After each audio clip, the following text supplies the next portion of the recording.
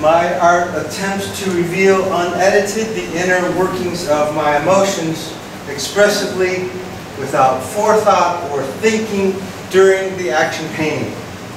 Many revelations from the cosmos to insects, from Greek history to deep ocean plankton, come to life freely in colors and shapes that have been refined through 32 years of practice. The motion is too quick to predict what will appear on the canvas, and the work is interpretable, which is why most pieces are numbered, not named. You'll see that. The recent works have seen a resurgent female praying mantis, either playing a hagum or in ecstasy after mating and eating the head of her partner.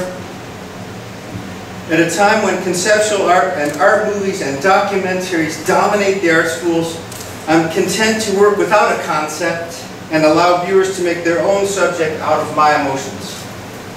That makes me old school, but as I try to take expressionism to places it has not been in the past, discovering new techniques born of ever-changing habitat remains a thrill I cannot give up. I should have given it up, but after a year in Gwangju, my wife and I opened a studio, and I then found a way to spend some time painting. I should have been perfecting the craft of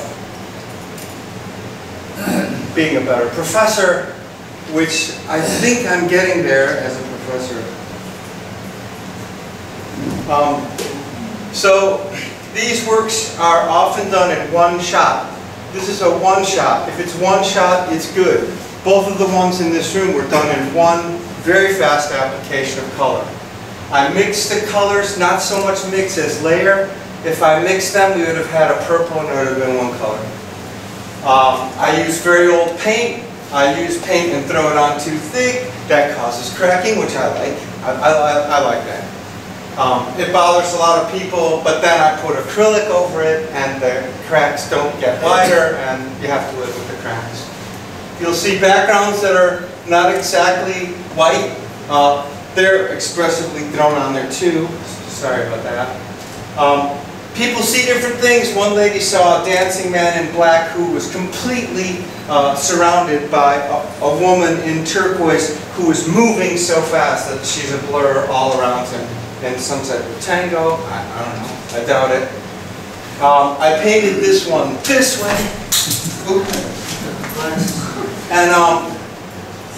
And it was really good this way. I even put in a horizon line. I said, that's it. And then everybody said, no, if you hang it this way, you've got a bird. And I was like, oh, okay, whatever. So this is what happens. There's a lot of folds, and the canvas was just from a dress shop. So at every 3 feet or so, there's a fold, tough. That's so thick, once again, it's unprimed canvas, so it's going to cause wrinkles everywhere. Okay. Whatever happens that day.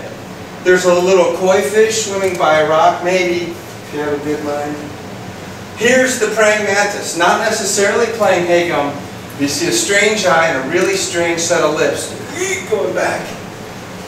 That one sold immediately, so there's something to that one.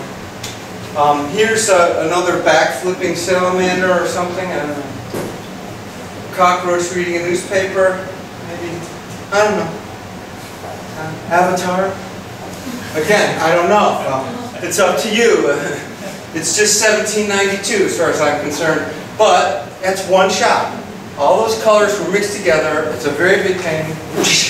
Whatever happens. It was a really lucky shot. That one's a good one. There's not too many good ones. Oh, can we go full screen again? And here's the same praying mantis with the gigantic hagum dealy-wheely going on. And this one hung in here a while ago. Aha. I'm going to get back to that. Oh, yeah. Let's start with talking about these two. My name is Michael, by the way.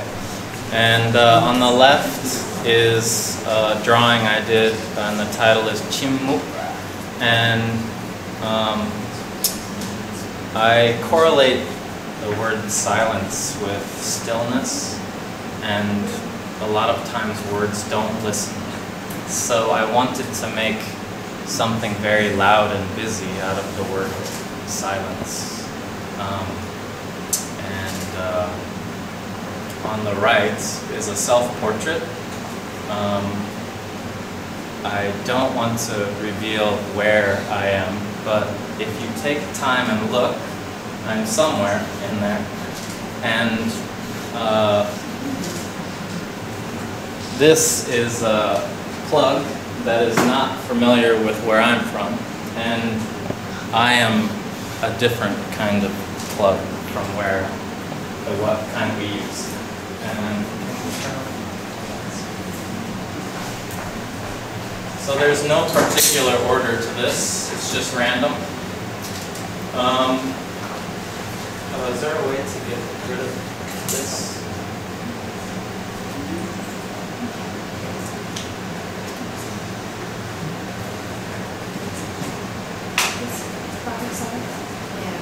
Yeah, here.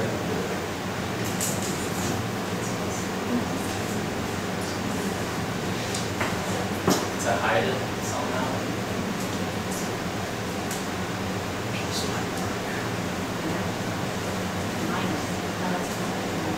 That's bigger. Go close. There we go. Okay. So this is a painting, and it's an image from a newspaper. And I had it, the original size of the image maybe, I don't know, this big. And I had it drum scanned and blown up really big. And I'm interested in newspapers not only because of the way they're printed. It's a very special kind of printing process. But also, I'm interested in words and pictures together. And so the words that I've saved are very important to the piece.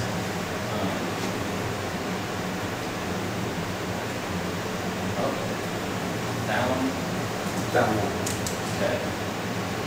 So this is another image from a newspaper. I don't know, you probably can't see, but the printing style is very similar to like Ben-Day dots, like you find in a Liechtenstein painting.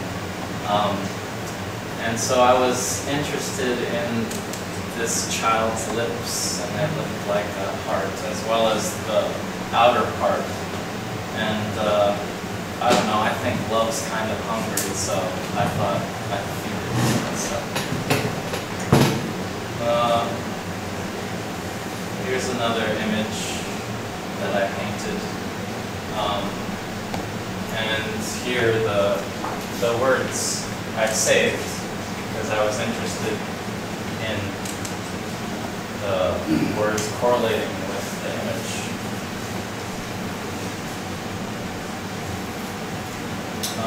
I'm kind of obsessed with concentric circles, and this is kind of a self-portrait.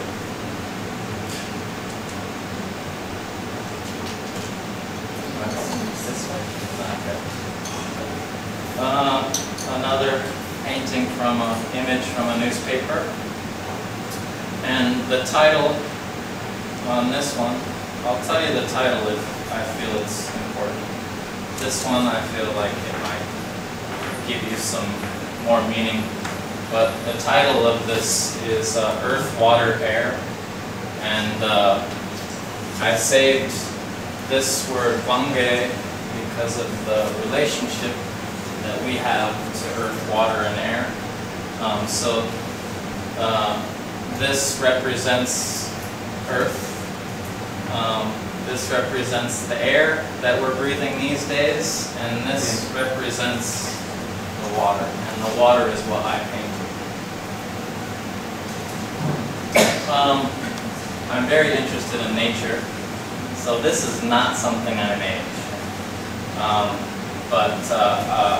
this is a rare example of a fractal in nature, and I'm very interested in fractals and geometry.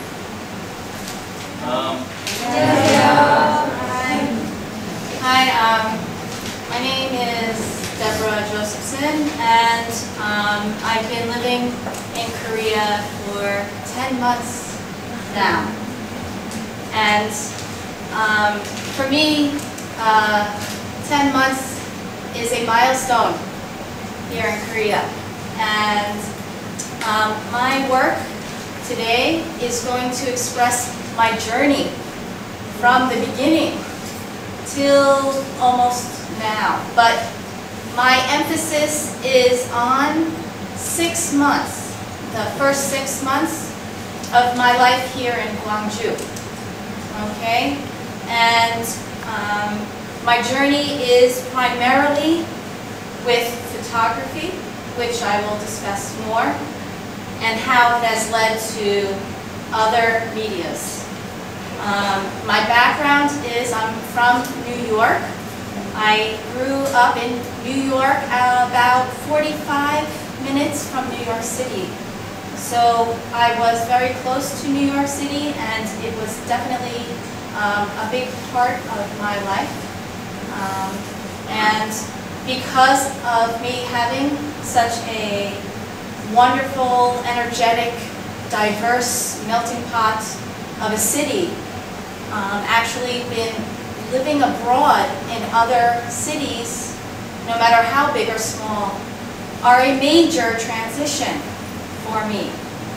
And it has taken me emotionally to new places that I never thought was going to happen. However, the purpose of my traveling primarily is not only for me to do art, but is to be able to push my boundaries as a human being in every way. As a person, as a spirit, right? As a person who's an educator, a teacher here in Korea, and as a woman.